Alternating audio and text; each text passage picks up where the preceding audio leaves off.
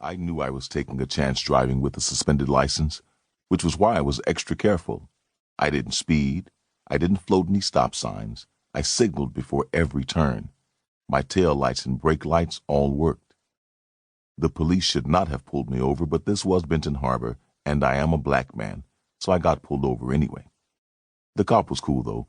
When he ran my license and found out it was suspended because of a couple of unpaid speeding tickets, he could have run me in, but he didn't. He handed me a ticket and told me to drive home and park my car until I paid my fines. That's cool. Okay, I can do that. I had no plans for the rest of the day anyway. Even before the cop pulled me over, I had planned on taking care of the ticket soon. A couple of months earlier, I made a deal to open a car wash in Michigan City, Indiana, as soon as the weather warmed up in March. Before making the deal, I did a test run. I did more than wash cars. My shop did full car detailing, both inside and out. I worked 12 hours or more a day, but that was all right with me. Owning my own business and being my own boss had been my dream all my life. Most of the paperwork was signed, and I had only a few details left to take care of before I opened up the shop for good the next month. The last thing I was going to do was let some unpaid speeding tickets keep me from driving 40 minutes each day between Benton Harbor and Michigan City to run my business. I definitely planned on taking care of them in time to open my car wash.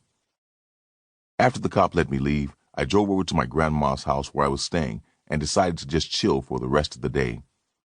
Some of my cousins were there, along with some of their friends, most of whom I didn't know.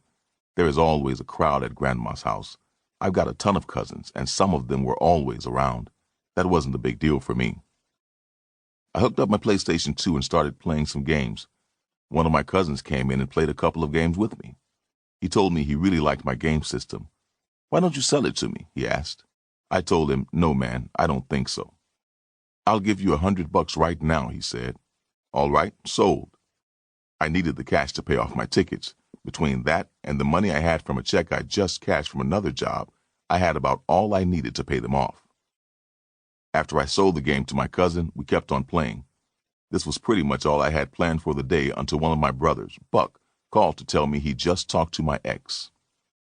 I'd had a long-term girlfriend, but we had broken up over a year before. "Yeah, what did she say?" I asked. "She wants to bring your baby boy over to see you today, this afternoon," Buck said. "Wow, man, finally," I said, excited. My ex and I had dated and then lived together for quite a while. However, things between us started falling apart when we found out she was pregnant. I started working extra long hours so I could take care of my new family. At the time, I worked a couple of different jobs. This was before the opportunity for the car wash came up. She didn't like my working so much, and eventually everything just fell apart. She took off, and I had not seen her since. I didn't even know she'd had the baby until long afterward. This was going to be my first time to see my son. "Yeah, I know," Buck said. "So she's going to bring him over to see you. And I don't know, she might leave him with you for the day, or maybe a couple of days." "Okay," I said. "I'll be ready."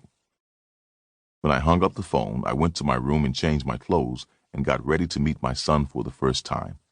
I was nervous and excited at the same time. I checked out the kitchen and we didn't have a lot in there. Since I didn't know how long I might have my son, I figured I needed to run to the store to pick up a few things. Going to the store presented a real problem. If I had drove to the little neighborhood convenience store that was only a half mile from my grandma's house and got pulled over, I'd probably be arrested for driving with a suspended license. If that happened, there's no way I'd see my son. If my ex showed up and I wasn't here, she'd leave and not wait for me. But if my ex brought my son over and the cupboard was bare, I might not see him again for a long time either, because she would think I was not able to take care of him. I had to go to the store, but I could not drive. Not a problem, I thought. I had some cousins and their friends there in the house, and they had cars. "Any of y'all want to give me a ride to the store real fast?" I asked. One of the guys in the house, a guy named Will, who knew one of my cousins, said, "Yeah, I'm fixing to go. I'll take you." "All right, cool," I said. I got up to leave right away, which is what I needed to do, but he kept messing around doing something, I don't know what. To be honest, I could have walked to the store and back by the time he was finally ready to go. I didn't say anything because I was the one asking for a ride. Finally, he said, "You ready? Let's go." We drove to the store in his silver Dodge Durango. He drove. I rode in the passenger seat.